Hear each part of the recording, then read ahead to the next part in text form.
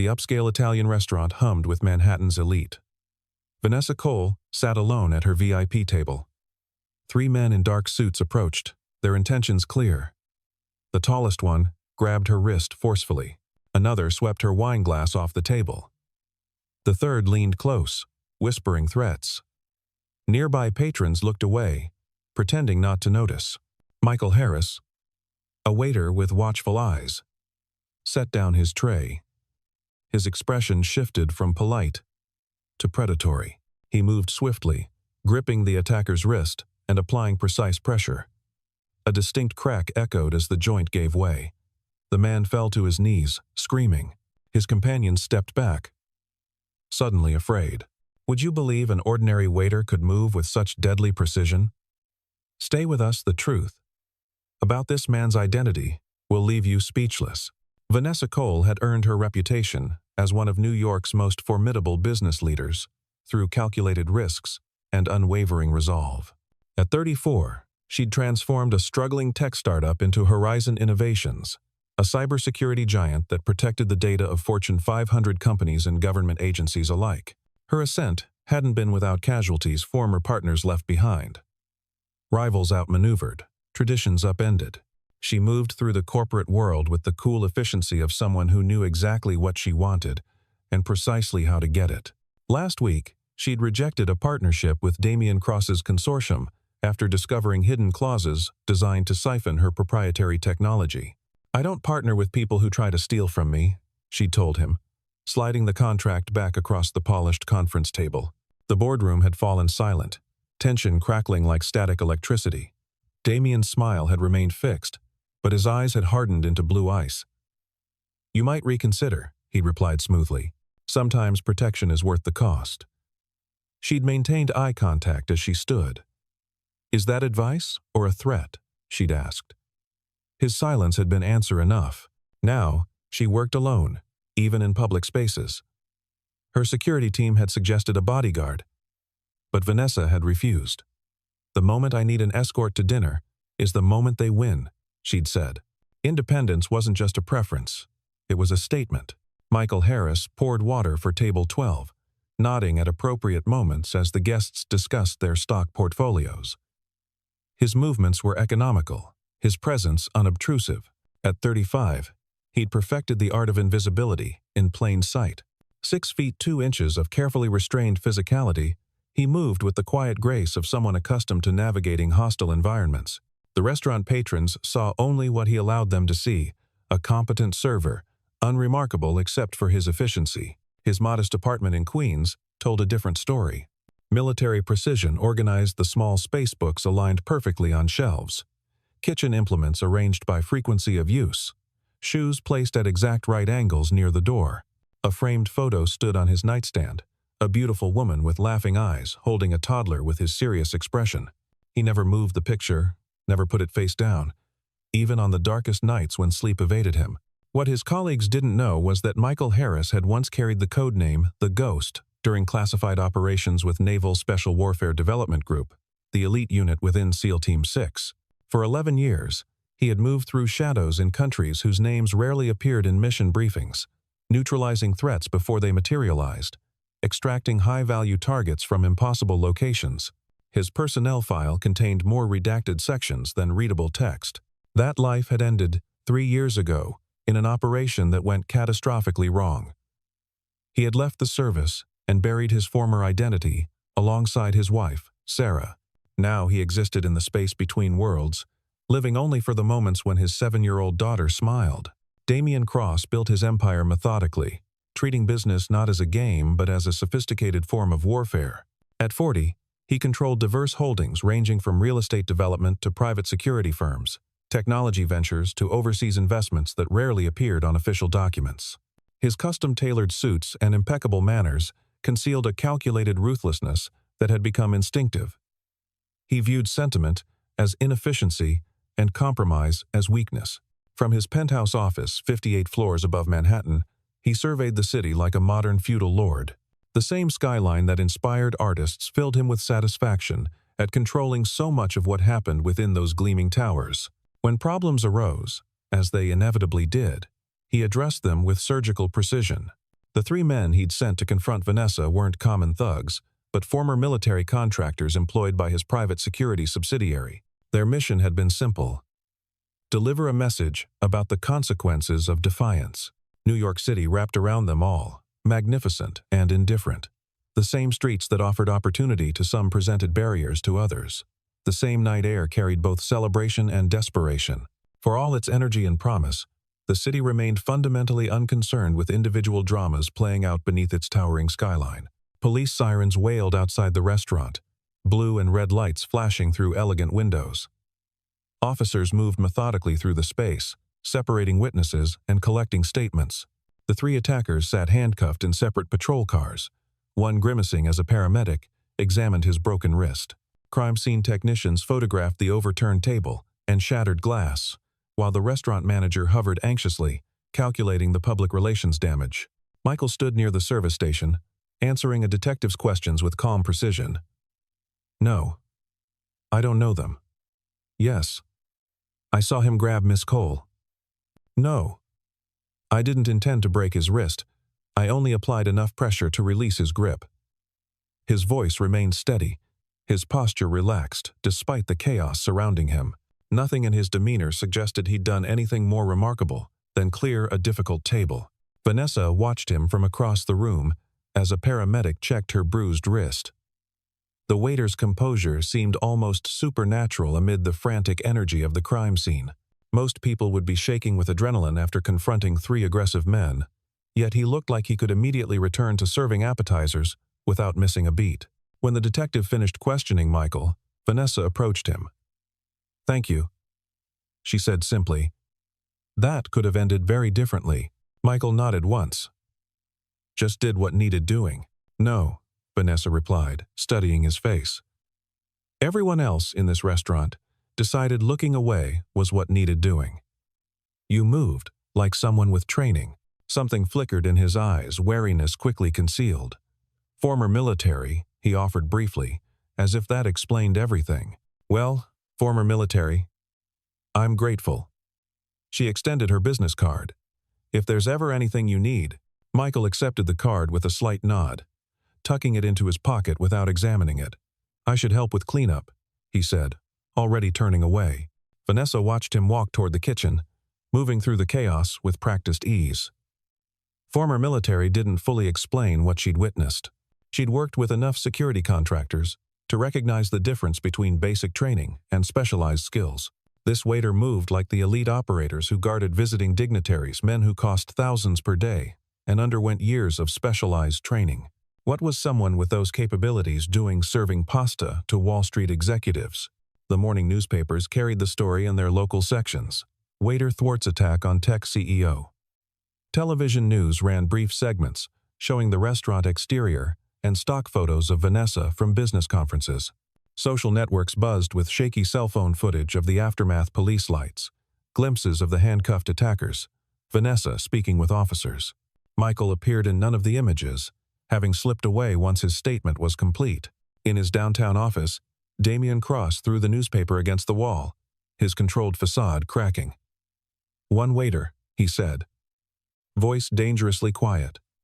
"3 of our people neutralized by a waiter." He turned to his head of security. "A former intelligence operative named Victor. Find out everything about this man. I want to know who he is, where he comes from, and what his connection is to Vanessa Cole." Victor nodded once. "Already working on it, sir. Preliminary background shows he's been at the restaurant for 2 years. Before that, military service." "Military service," Damen repeated thoughtfully. "What branch?" "Navy, according to his employment records." "Still." Gathering details, Damen turned to the floor-to-ceiling windows, looking out over the city he considered more his domain than his home. "Keep digging. I want everything. His finances, his family, his weaknesses. Everyone has pressure points, Victor. Find his." Michael wiped down tables at the restaurant, ignoring the curious glances from colleagues and customers alike. The manager had offered him the day off, which he'd politely declined. Routine was essential. Deviations invited questions. Questions led to attention. Attention was dangerous. He'd already received 3 calls from local news stations seeking interviews. He'd ignored them all. Tonight, he would move apartments, a precaution that had become second nature during his former life. Never stay in a location that's been compromised. Never maintain patterns after exposure. Emily would be disappointed about leaving her bedroom with the star decals on the ceiling, but she'd adapt. Children were resilient. He'd explain it as an adventure. His phone vibrated with a text from Mrs. Patel, his elderly neighbor who watched Emily after school. Television people came asking about you. I said nothing, like you always tell Emily about strangers. Is everything okay? Michael felt a cold weight settle in his stomach. Too late. The connection had already been made. He texted back a brief thanks and reassurance, then glanced at the clock. 3 more hours until his shift ended. 3 hours to plan their next move. At Horizon Innovations headquarters, Vanessa sat behind her desk, searching through databases that most people didn't know existed, and fewer still had access to. 20 minutes of focused investigation had confirmed her suspicions. Michael Harris wasn't just any former military man. The gaps in his service record, the carefully sanitized personnel file, the conspicuous absence of details about his final years of service all pointed to specialized operations, the kind of operations that governments denied existed. Her private investigator had delivered a preliminary report within hours of her request. Michael Harris, 35, honorably discharged from the Navy 3 years ago. Widower. Raising a 7-year-old daughter alone. No criminal record. Excellent credit score. Minimal social media presence. A model citizen on paper, with just enough verifiable history to seem authentic without revealing anything substantial. Vanessa leaned back in her chair, considering the implications. She recognized the pattern because she had helped create similar cover identities for government contractors. The careful balance between too little information, which raised red flags, and too much, which created vulnerability. Michael Harris wasn't hiding something, he was hiding everything. 2 days after the restaurant incident, Michael walked Emily to school as usual. His daughter skipped alongside him, chattering about her science project on the solar system. At 7, she had his serious eyes but her mother's expressive face and boundless energy. She wore her dark hair in 2 neat braids, her backpack adorned with astronaut pins, a recent obsession sparked by a library book about space exploration. "Will we really move to a new apartment, Daddy?" she asked suddenly, interrupting her own description of Neptune's moons. Michael squeezed her small hand. "Yes, sweetheart. It's going to be an adventure, but I like our apartment. And Mrs. Patel. And the park with the good swings." Her lower lip trembled slightly. He knelt down to her level, adjusting the collar of her jacket. "The new place will have good things too. And we'll still see Mrs. Patel sometimes. Is it because of what happened at your work? The men who were mean to the lady?" Michael kept his expression neutral despite the alarm bells ringing in his head. "What do you know about that? I heard Mrs. Patel talking on the phone. She said you were a hero." Emily's eyes brightened with pride. "Were you a hero, Daddy?" "No, sweetheart. I just helped someone who needed it." He tucked a stray hair behind her ear. "That's all any of us can do, right? Help when we can." Emily nodded solemnly. "Like when I helped Tommy find his lost lunchbox." "Exactly like that." He stood, glancing around the schoolyard with practiced casualness, scanning for anything unusual. "Have a good day at school. Remember, Mrs. Chen is picking you up today, because you have a doctor appointment." Emily recited dutifully. That's right. The lie came easily, necessary for her protection. The appointment was actually with a former colleague who could provide new identification documents and temporary housing. "I love you, Starlight. Love you too, Daddy." She hugged him tightly before running toward the school entrance, pigtails bouncing with each step. Michael watched until she disappeared inside, then began walking toward the subway station. He hadn't gone 3 blocks before he sensed the tail a black SUV moving too slowly through morning traffic, maintaining consistent distance. Amateur work, meant to be noticed. A warning rather than serious surveillance. He turned down a narrow side street, away from security cameras and witnesses. The SUV followed, as he'd expected. When it pulled alongside him, the passenger window lowered. "Mr. Harris," the driver said pleasantly. My employer would like a word. Michael glanced at the man's right hand, resting casually near his hip, where a holster would be positioned. I'm running late for work, he replied, continuing to walk. This won't take long. And it would be in everyone's best interest. The man's tone remained cordial, but the implication was clear. Your daughter's in 2nd grade now, right? Miss Abernathy's class? Michael stopped walking, something cold and dangerous awakening inside him. He looked directly at the driver, allowing a glimpse of the man he used to be to surface in his eyes. That was a mistake, he said softly. The driver's confidence faltered momentarily before he recovered. Just a friendly observation. My employer values education. He's waiting at the cafe around the corner. 5 minutes of your time. Michael weighed his options quickly. Engaging now might contain the situation, prevent further escalation. Refusing would only delay the inevitable, while potentially putting Emily at greater risk. 5 minutes, he agreed, his voice betraying nothing of the calculations running through his mind. The cafe was upscale but quiet. Most morning customers already departed for offices. Damen Cross sat alone at a corner table, dressed impeccably in a charcoal suit that probably cost more than Michael earned in 3 months. 2 security men positioned themselves near the door as Michael entered. Mr. Harris, Damen said, gesturing to the empty chair across from him. Thank you for joining me. Coffee? No. Michael replied, remaining standing. You mentioned my daughter. Let's be clear that doesn't happen again. Damien's eyebrows rose slightly. Please. Sit. No one is threatening your child. I merely wanted to confirm. I had the right. Michael Harris. Michael sat, his posture deceptively relaxed, while maintaining optimal position to respond to any threat. 4 minutes now. Direct. I appreciate that. Damen took a sip of his espresso. Your intervention at the restaurant was impressive. Those were trained men. Yet you disabled them with remarkable efficiency. That suggests specialized training. Michael said nothing, his face impassive. Navy SEALs. I understand. Though the details of your service record are surprisingly difficult to access. Damen smiled thinly. Which raises interesting questions about what exactly you did for our government. I served my country. Now I serve pasta. 3 minutes. Here's my proposition, Mr. Harris. Your skills are being wasted on table service. My security division pays considerably better for men with your expertise. 6 figures, flexible hours, full benefits for you and your daughter. Not interested. Before declining so quickly, consider the alternatives. Your current employment is precarious. Your identity is compromised. Relocating will be expensive and disruptive for your child. Damen leaned forward slightly. I'm offering stability. You're offering ownership, Michael corrected. 2 minutes. I prefer to think of it as mutual benefit. Vanessa Cole is becoming a problem for many influential people.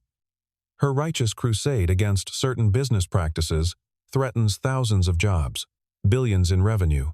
Sometimes idealism needs to be tempered with pragmatism. And you want me to do the tempering. I want you to reconsider where your loyalties lie. Miss Cole offered you her card, I believe. Has she called? Shown any concern for your welfare after you risked yourself for her?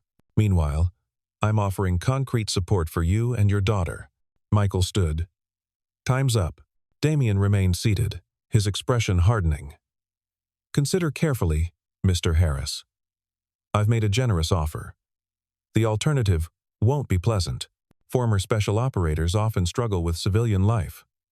PTSD, alcoholism, violent outbursts. Child Protective Services takes such concerns very seriously. Michael placed both hands on the table, leaning down until his face was level with Damien's. Let me be perfectly clear, he said, his voice barely above a whisper. If you come near my daughter again, if you speak her name, if you cause her a moment's distress, what happened to your men at the restaurant will seem merciful by comparison. Damen maintained his composure, but a muscle twitched in his jaw. Threats don't impress me. That wasn't a threat, Michael replied, straightening. It was a promise. He walked toward the door, nodding slightly to the security men as he passed. They shifted uncomfortably, something in his eyes making them reluctant to maintain contact. Outside, Michael walked briskly toward the subway, his mind racing through contingency plans. The confrontation had escalated the situation beyond repair. Emily wasn't safe now. Neither was he. They needed to disappear immediately. His phone rang an unknown number. He almost ignored it, then answered cautiously. "Mr. Harris? This is Vanessa Cole. We need to talk. I believe you're in danger." "I'm handling it." "I'm sure you are, but there's something you should know. Damen Cross doesn't just want me out of the way.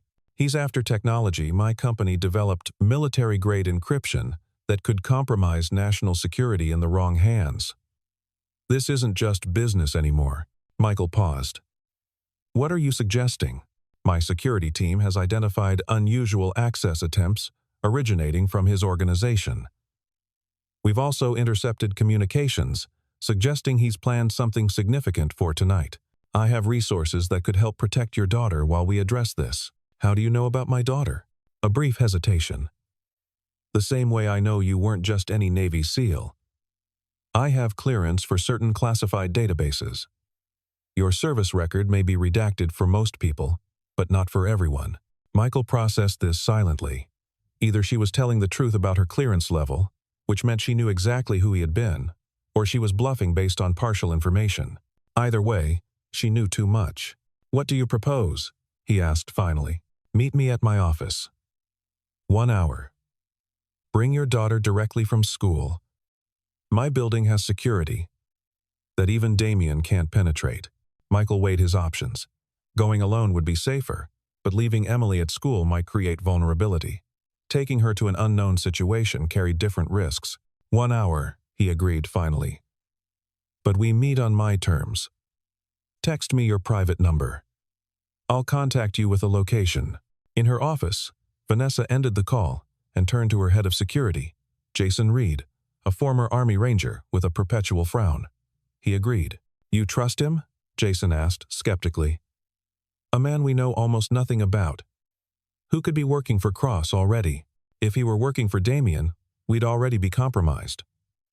Vanessa gathered several files from her desk. "Besides, I know enough. Lieutenant Michael Harris, Navy SEAL Team 6, specialized in counterterrorism and high-value target extraction. Codename Ghost for his ability to infiltrate without detection. His team was ambushed during an operation in Yemen 3 years ago. Official report cites equipment failure, but there were indications of an intelligence leak. He was the only survivor. His wife died in a car accident 2 months later, leaving him with their daughter." "Jesus," Jason muttered. "No wonder he's serving pasta. Man's been through hell, and he's about to go through more if Damen has his way." Vanessa checked her watch. "I need to move our sensitive servers to the backup location. Increase security here, but make it subtle. If Damen is watching, I don't want him to know we're expecting trouble." "What exactly do you think Cross is planning?" "Something that requires removing both me and our encryption technology simultaneously. The restaurant was just the opening move testing defenses, creating distraction. The real attack is coming." Michael collected Emily directly from her classroom, signing her out with a fabricated family emergency. Her teacher's concerned expression suggested she'd seen the news, but she asked no questions. Emily, sensing her father's tension despite his calm exterior, stayed unusually quiet as they walked to the subway. "Are we going on an adventure now, Daddy?" she asked, once they were seated on the train. "Yes. Starlight. A short one." He squeezed her small hand. "I need you to be very brave and very quiet, okay? Like our library game." Emily nodded solemnly. The library game was their code for absolute silence, developed during the difficult months after Sarah's death, when they'd spent hours in public libraries, Michael reading to Emily while trying to rebuild some sense of normalcy. They exited at a busy station in Midtown, Michael carrying Emily to move faster through the crowds. He took deliberate measures to detect surveillance, doubling back, changing levels, watching reflections in store windows. Satisfied they weren't being followed, he entered a small deli 3 blocks from Horizon Innovations headquarters. He texted Vanessa from a burner phone he'd purchased that morning. Corner booth. Blue baseball cap. 5 minutes later, Vanessa entered alone, dressed casually in jeans and a sweater instead of her usual business attire. She spotted them immediately, but approached the counter first, ordering coffee, before walking casually to their table. "You must be Emily," she said warmly, sliding into the booth. "I'm Vanessa. Your dad helped me the other day." Emily studied her with solemn eyes. "He said you were in trouble." "Daddy helps people in trouble." "He certainly does." Vanessa smiled, then turned to Michael. "Thank you for meeting me. I know this isn't easy." "Explain what's happening," Michael said quietly. "All of it." Vanessa glanced at Emily, who was now coloring on a paper placemat with crayons provided by the waitress. "My company developed encryption technology for secure communications." She began carefully. "Military applications primarily, but with civilian potential. Damien's consortium made an offer 6 months ago, which I declined when I discovered their connections to certain foreign entities with questionable intentions. And 3 weeks ago, we detected sophisticated intrusion attempts on our servers. Last week, my head of research was approached with a substantial bribe. Yesterday, we intercepted communications suggesting a physical breach of our headquarters is imminent." She lowered her voice further. "They don't just want the technology, Michael. They want to ensure no competing version exists, which means eliminating everyone who understands the core algorithms, including you." She nodded. "I'm the only one who knows the complete architecture. My team works with compartmentalized components." Michael absorbed this silently, watching Emily color with concentrated focus. "Why involve me and my daughter?" "You have security, because Damien's already demonstrated he'll use any leverage available. Your intervention at the restaurant made you a target. More importantly, you have skills my security team lacks. You were ghost ops, specialized in exactly this kind of situation. That was another life, was it?" Vanessa challenged quietly. "You broke that man's wrist with textbook precision. You've been maintaining counter-surveillance habits walking your daughter to school. You've been living under deep cover for 3 years. But you haven't forgotten anything." Michael's expression remained neutral, but something shifted in his eyes. "What exactly are you proposing?" "A mutually beneficial arrangement. I can provide immediate secure housing for you and Emily off the books. No digital trail. In exchange, you help my team enhance our physical security protocols for the next 72 hours, until our technology transfer to Pentagon oversight is complete. And after 72 hours, new identities if you want them. Legitimate employment with my company's security division. Or financial resources to disappear completely. Your choice." Michael considered her offer, years of training helping him detect deception. He found none in her direct gaze or measured tone. What he did find was something unexpected, respect rather than pity, and the clear-eyed pragmatism of someone who understood exactly what she was asking. "Emily stays somewhere safe. Non-negotiable." "Agreed. I have a house in Connecticut. Isolated, secure perimeter, trusted staff, no digital footprint." Michael nodded slowly. "When do we move?" "Now." As they left the deli, a black SUV with tinted windows pulled smoothly to the curb. Jason exited the driver's side, nodding to Vanessa before opening the rear door. Michael hesitated, old instincts flaring. "Your security chief?" he asked Vanessa. "Jason Reed. Former ranger. He'll drive us to Connecticut, then return with me to the office." Michael lifted Emily into the vehicle, whispering to her, "Remember our airplane rule, Starlight." She nodded solemnly, clicking her seatbelt securely. "The airplane rule: stay buckled, stay quiet, follow instructions immediately." As they pulled into traffic, Michael noticed a sedan 3 cars back, maintaining consistent distance despite lane changes. "We're being followed," he said calmly. Jason checked the mirrors. "Black Audi. Tinted windows?" "I see it." "Standard evasion protocol?" Vanessa asked. "No," Michael said. "That's what they'll expect." "Next light. Pull over abruptly. Hazards on, like you've had a mechanical issue." "I'll handle it." "We have a child in the vehicle," Jason objected. which is why we're ending this now, not leading them on a chase across the city. Michael turned to Emily. Starlight, I need to step outside for a minute. Stay with Miss Vanessa. Okay? Emily nodded, her small face serious. Is it a bad person, Daddy? Just someone making poor choices, Michael replied. His voice gentle despite the coldness settling into his muscles. I'll be right back. When the SUV pulled over, the Audi continued past, but slowed at the next block. Michael exited casually, appearing to check the vehicle's rear tire. As the Audi made a U-turn at the end of the block, he moved into the shadow of a delivery truck, becoming effectively invisible to the approaching vehicle. The Audi slowed near their SUV, the driver clearly trying to assess the situation. Michael emerged from his concealed position directly beside the driver's window, moving with the fluid precision that had earned him his call sign.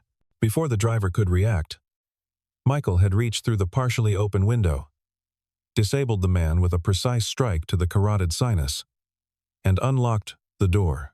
He dragged the unconscious driver across the seat, took his place, and drove the Audi around the corner before any bystanders could process what had happened. After parking in an alley, he quickly searched the vehicle and the driver, finding a phone, a gun, and an ID card for a security firm known to work with Damien's consortium. He removed the gun's firing pin, left it in the glove compartment, and slipped the phone into his pocket before returning to the SUV, the entire operation having taken less than 3 minutes. Clear, he said, sliding back into his seat. But they'll have others. We need to move quickly. Jason pulled back into traffic, visibly impressed despite his professional caution. Vanessa said nothing, but her gaze held new appreciation. Emily, who had been watching Vanessa's tablet, looked up at her father's return. Did you help the person make better choices, Daddy? Michael brushed her hair gently. I sure tried. Starlight. The drive to Connecticut proceeded without further incident. The house proved to be more fortress than country retreat.